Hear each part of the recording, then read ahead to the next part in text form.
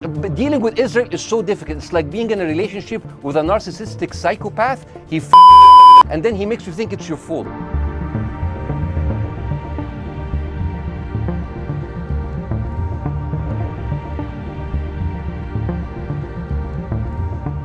First of all, thank you very much for this interview. In the Gaza war thing, against all the people who were defending Israeli position, you, as a comedian, had the strongest voice against all of them.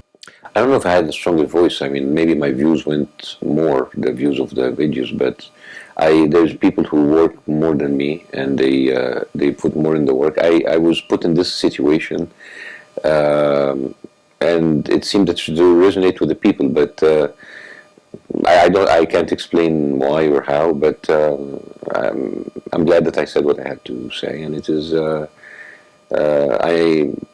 I'm grateful for the response. I'm grateful that people are speaking up. Again, I was just put in a position where I was asked my opinion, and I said what I would had in my mind. But I mean, most of the Eastern people are seeing the West as the place that is going to help them to gain their freedom or fight for their freedom. How do you see the other side of the medallion? Like, you are here in America now, you're having other challenges in terms of expressing your views.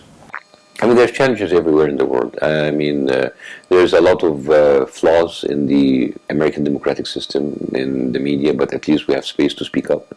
And I'm grateful for that, and I use that space.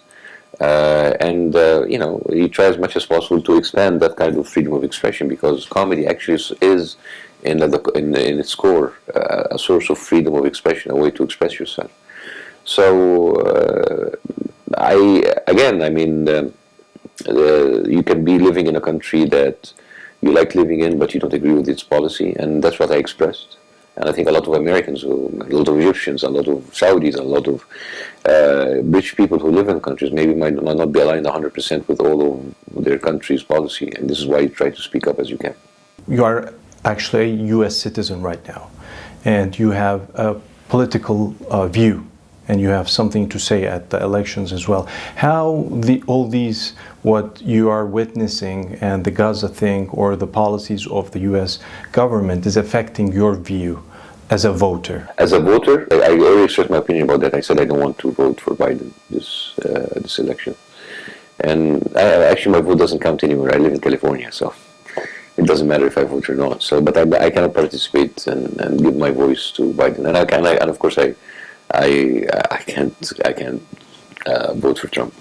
It's against all my views. But I can't reward someone who is not listening to the simplest request of ceasing fire with a vote.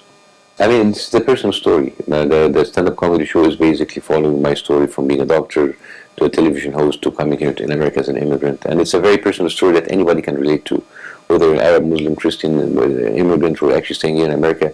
It's the personal side of the story that makes people engaged. Thank you very much for having us, and we'll definitely see how the crowd is reacting to your show as well. I appreciate you. Thank you so much.